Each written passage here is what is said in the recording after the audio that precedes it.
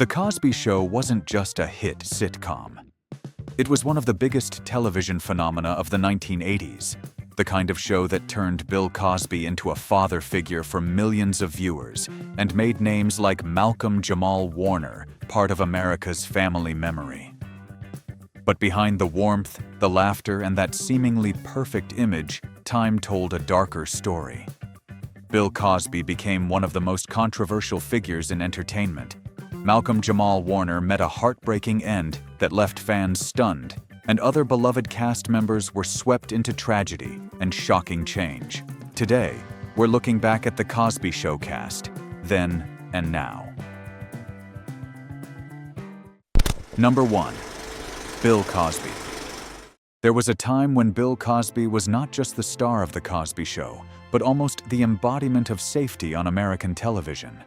As Cliff Huxtable, he projected the image of a father who was intelligent, witty, warm, and firmly in control, the kind of character who made millions of viewers feel that this family was one of the most decent and reassuring worlds television had ever created. The Cosby Show was not just a hit. It was a cultural phenomenon, an icon that lifted Bill Cosby beyond the limits of a sitcom actor and turned him into America's dad in the memory of an entire generation. That may be exactly why Bill Cosby's later downfall hit with such force. As more and more women came forward accusing him of sexual assault, the story around Bill Cosby changed completely. From a man once seen as America's dad, he became one of the most controversial and condemned figures in the history of American entertainment. In 2018, he was convicted in the Andrea Constant case. In 2021, the Pennsylvania Supreme Court overturned that conviction, ruling that the prosecution had violated his due process rights. But that did not restore his image in the eyes of the public. If anything, it deepened the fracture. Then in March 2026, a California jury found him civilly liable in the Donna Motzinger case and awarded her $59.25 million in damages. What makes this story so haunting is not simply that he was famous and then fell, because Hollywood has seen too many stories like that already. What makes it harder to absorb is that Bill Cosby was once seen as a symbol of decency and moral authority, and the accusations that followed struck directly at that very image. When someone becomes so tightly bound to the idea of respectability, people often find it hard to believe there could be something darker behind it. Show business works the same way. Fame does not just create admiration. It also creates a shield, one strong enough for the truth to be doubted, delayed, or pushed aside for years. And that is why Bill Cosby's story is no longer only about him. It also reflects the way society has treated power, celebrity, and accusations made against someone who was simply too large a symbol for many people to question. Today, Bill Cosby is 88 years old, but the final stretch of his life has not been marked by peace or the respect many once assumed he would carry into old age. The glow of a television icon has been replaced by accusations, lawsuits, and a public legacy shattered into too many pieces to put back together. Sometimes a person does not have to disappear from public life to become a tragedy. Sometimes it is enough to live long enough to watch the image they once built collapse in front of the entire world, as if the version of them people trusted most had died long ago. Number 2. Malcolm Jamal Warner. Malcolm Jamal Warner almost grew up right in front of American audiences. As Theo Huxtable, he was not just the only son in the Huxtable family, but one of the most relatable faces on The Cosby Show. Theo was not perfect, not overly polished, and not written like some distant ideal. He could be awkward, impulsive, and uncertain, and that was exactly what made him feel real. Because of that, Malcolm Jamal Warner was remembered not just as a successful child star, but as part of the family memory of an entire generation of viewers. He even earned an Emmy nomination for the role, and went on to build a remarkably steady career afterward through television, music, spoken word, and later podcasting. What makes Malcolm Jamal Warner's story so heartbreaking is that he was never the kind of star people associated with chaos or scandal. If anything, the older he got, the more quietly and gracefully he seemed to grow beyond the shadow of childhood fame, without needing noise or drama to keep himself in the spotlight. He kept working, kept creating, and kept his private life largely to himself. In his later years, he also devoted time to his podcast, Not All Hood, where he spoke more openly about mental health and the experiences of the Black community. Then in July 2025, while on a family vacation in Costa Rica, Malcolm Jamal Warner was pulled out by a strong current and drowned at just 54 years old. What made his death so painful was that it did not look like the kind of Hollywood tragedy people had come to expect. It was not the result of scandal, collapse, or self-destruction. It was simply a decent man, still working, still present, still very much in the middle of life and art, suddenly taken in a matter of moments. That is what makes Malcolm Jamal Warner's death feel so haunting. He did not disappear after some loud public downfall. He was cut off in the middle of a life that was still moving forward. Not long before he died, he had said that what he wanted to leave behind was for people to know that he was a good person. After his death, those words felt almost more painful than the news itself, because they left behind not just the memory of an actor, but the feeling of a man who never got the chance to fully grow old. Maybe the most haunting part of Malcolm Jamal Warner's story is that he died just as people were beginning to see him, not only as Theo Huxtable from years ago, but as a fully grown artist in his own right. And society can be like that. While someone is alive, people remember them through an old role. Only after they are gone do they suddenly realize that person had quietly become deeper, fuller, and far more meaningful than the memory they were frozen in. Number 3. Phylicia Rashad. Phylicia Rashad was the kind of presence who could walk into a scene and instantly make the whole frame feel more composed. On The Cosby Show, she did not play Claire Huxtable like an ordinary TV mother. She played her like a woman who knew exactly who she was, intelligent enough not to raise her voice, and strong enough that her elegance never tipped into showiness. Audiences did not remember her for oversized, dramatic moments, but for something rarer, a sense of steadiness. As if in a sitcom world full of laughter, Claire was the one person making sure nothing ever slipped out of order.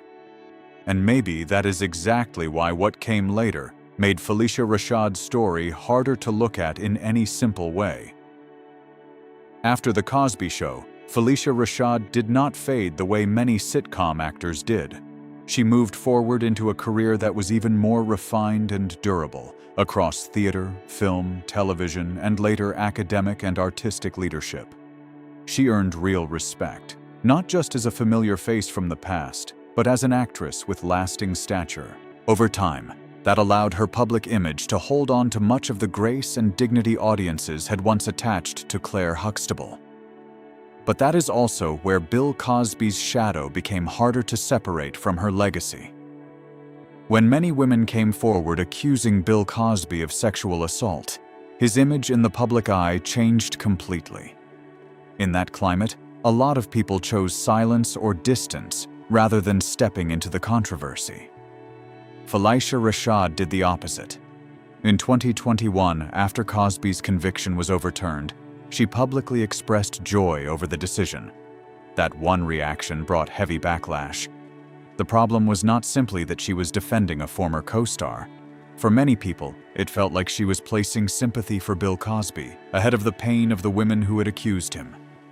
Put more plainly, the public felt she was protecting a powerful man at the exact moment when attention should have remained on the victims and what they had endured. After the backlash, Phylicia Rashad was forced to apologize, but from that point on, her image no longer felt quite as untouched as it once had. What makes Phylicia Rashad's story so thought-provoking is that she was not the one who created the scandal, yet she still ended up caught in a moral space that was almost impossible to stand in comfortably. On one side was loyalty, old memories, and a relationship built over many years. On the other was a larger question about power, fame, and the way society is often slow to believe women when the accused is a symbol too large for people to easily let go of. That is what makes Phylicia Rashad's legacy complicated. It is not that she collapsed, it is that she carried grace for so long, only to face a moment when the public realized that even the people who seem most poised and clear-minded can falter when loyalty collides with morality. Number 4. Lisa Bonet. What happens when a girl who once looked born to become an icon is also the one who chooses to walk away from the very spotlight that made her? On The Cosby Show, Lisa Bonet was Denise Huxtable, the beautiful, free-spirited daughter with a touch of rebellion and a constant sense that she never fully belonged to the familiar order around her. Denise was not the kind of well-behaved character audiences could easily predict. She had a presence that felt both careless and magnetic, the kind that made you feel that if anyone in the Huxtable family could step out of the frame and into a completely different life, it would be her. And that is exactly why Lisa Bonet became one of the most unforgettable faces of the entire series. What makes Lisa Bonet's story so interesting is that it did not follow the path Hollywood usually expects from someone with that kind of presence. After the show, she did not exactly disappear. She simply began stepping away from the loud, manufactured kind of fame the industry so often tries to force onto women who are both beautiful and different. In the years that followed, she lived more quietly, appeared less often, and kept a very clear distance between her private life and the public, even as her name remained tied to high-profile relationships like Lenny Kravitz and Jason Momoa. Now, at 58, what makes people remember her is not some dramatic downfall or an easy tragedy to point to. What stands out more is the way she slowly drifted away from the glow so many people assumed would stay with her forever. Lisa Bonet had everything it takes to become a full-fledged Hollywood star. Striking beauty, natural magnetism, and that kind of mystery audiences cannot stop thinking about. But instead of letting the industry shape her into something easier to package and sell, she seemed to live with a built-in distance from it all. Some people might say she stepped away from her peak too soon, but maybe that was the wiser choice. Not everyone who stands in the light has the strength to walk away before it takes their freedom with it. And maybe that is what really sets Lisa Bonet apart from so many stars of her era. She did not fade because Hollywood pushed her out, but because she never truly wanted Hollywood to own all of who she was. Number 5. Keshia Knight Pulliam. America's little girl grew through heartbreak. How does a little girl once loved by all of America grow up into a life so different from the memory audiences held on to for her? On The Cosby Show, Keshia Knight Pulliam was Rudy Huxtable, the bright, lovable youngest daughter and almost the softest heart of the entire Huxtable family. Rudy did not need big dramatic scenes to be remembered. A single line, a glance, or the way she slipped into the middle of the adults was enough for viewers to feel one of the warmest parts of the whole series. That is why Keshia was not just a successful child star, but the kind of face people wanted to keep frozen in memory as a little girl who would never really grow up. But real life never lets anyone stay inside an old image as long as the public wants. As she got older, Keshia kept working, kept acting, and built a life of her own. But the part of her story that drew the most attention came from a private life that turned painfully messy in public. In 2016, just days after announcing her pregnancy, her husband at the time, Ed Hartwell, filed for divorce and requested a paternity test. The whole situation quickly turned into a bitter and cruel public unraveling, one in which a pregnant woman had to walk through heartbreak while her private life was being pulled out in front of everyone. What is sad about Keshia Knight Pulliam is not a tragedy that ended her life, but the kind of hurt that forced someone once remembered as America's little girl to grow up in front of the public in one of the hardest ways possible. Later on, she rebuilt her life, married Brad James, became a mother of 2, and slowly moved into a steadier chapter. But maybe that is exactly what makes her story linger. Sometimes the hardest thing is not losing the spotlight. It is holding on to your softness after real life has stopped treating you like a child. Number 6. Tempest Bledsoe. On The Cosby Show, Tempest was Vanessa Huxtable, the daughter caught in that uneasy age between wanting to grow up too fast and still being too young not to make mistakes. Vanessa was not lovable in the simplest, easiest way, but she felt real. She could be impulsive, stubborn, and at times exhausting to the adults around her. But that was exactly what made her so relatable. Tempest managed to do something not every young actor can do. She gave Vanessa both enough personality and enough vulnerability to make her linger in people's memory for a long time. After The Cosby Show, Tempest Bledsoe did not disappear overnight the way many people assume. In fact, there was a moment when she seemed like someone who could go much further, especially when she landed a talk show with her own name on it while she was still fairly young. From the outside, it looked like the kind of next step that meant she was not just moving past the sitcom shadow, but preparing to claim a bigger place on television. She kept working and continued appearing in later projects, but she never quite broke through into the kind of major star the momentum once seemed to point toward. And maybe that is what makes her story stay with people.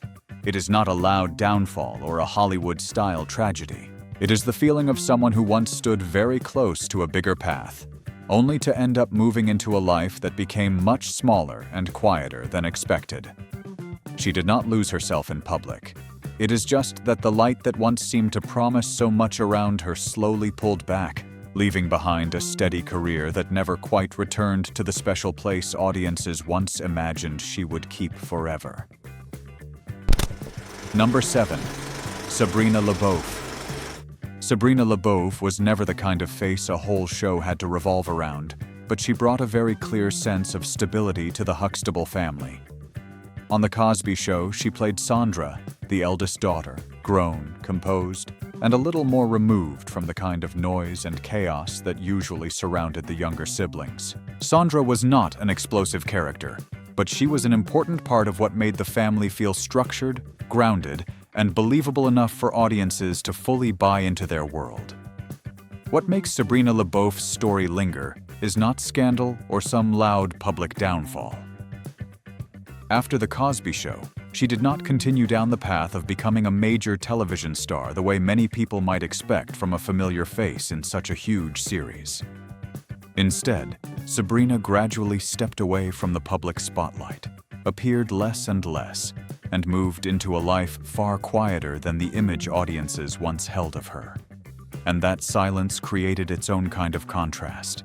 Sabrina LaBeouf feels like one of those faces that slowly faded from public memory, to the point that many people only realize, when they look back, just how long it has been since they last really saw her. Number 8. Jeffrey Owens. From sitcom fame to quiet struggle. What happens when a face once so familiar on television suddenly surprises people just for having an ordinary job? On The Cosby Show, Jeffrey Owens played Elvin Thibodeau, the intelligent, somewhat conservative son-in-law who often brought an interesting bit of friction into the Huxtable family. He was never the center of the show, but he was the kind of presence audiences recognized instantly, the kind of face that made people immediately remember where they knew him from.